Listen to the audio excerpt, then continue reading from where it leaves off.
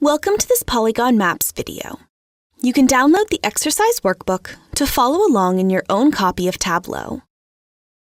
Tableau's Filled Map feature creates polygon maps quickly and easily. We simply double-click on the geographic field of interest. Here we'll use country. This defaults to a symbol map. If we add a measure, like profit, to color, Tableau automatically makes it a filled map. However, if we switch and put a dimension, say market, onto color, we have a symbol map again. We can force this to be a filled map by changing the mark type. Sometimes our maps need custom territories. For example, perhaps we want to do analysis in Africa based on time zone. Each country, except the Democratic Republic of the Congo, falls into just one time zone. So here we have a map at the level of country. To create our custom time zone-based territories, simply select the countries that make up a territory and group them. Repeat to identify each territory. Please forgive any inaccuracies here as I select, and I'm putting all of the DRC into Central. I'm also speeding this up.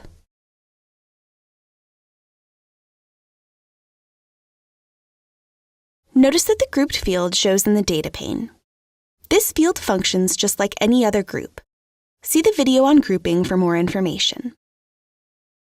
Now, because we want to use just the time zones, regardless of specific country, we can remove country from the view and just use those custom territories. Multiple custom territory groups can be created and even nested. To learn more, refer to the online help. What if the analysis we want to do requires non-standard geographic areas and custom territories won't work? To map those areas, we need coordinate data and information on how to connect the coordinates. Certain fields are required to create a polygon map. I like to think of it as a series of connect-the-dot drawings where each polygon is a separate drawing. The dataset has to contain specific information for Tableau to know what lines to draw and where. Latitude and longitude are the coordinates of each point in the polygon, or each dot in the connect-the-dot. The point order field tells Tableau which dots to connect and in what order, like the numbers on a connect-the-dot.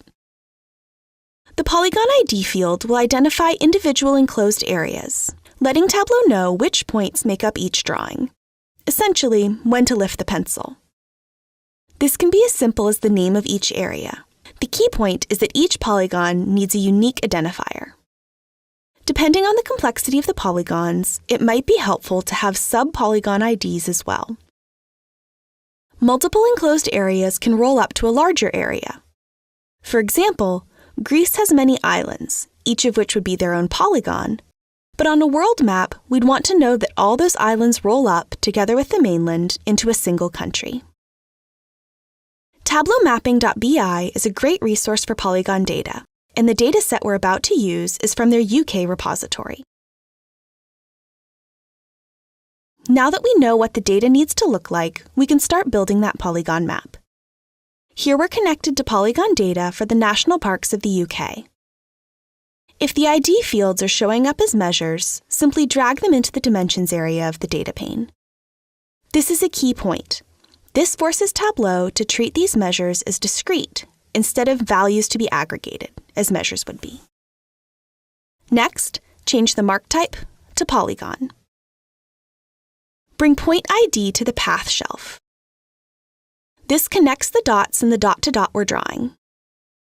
Place the Polygon ID field on the detail shelf. This breaks up each set of points into individual polygons.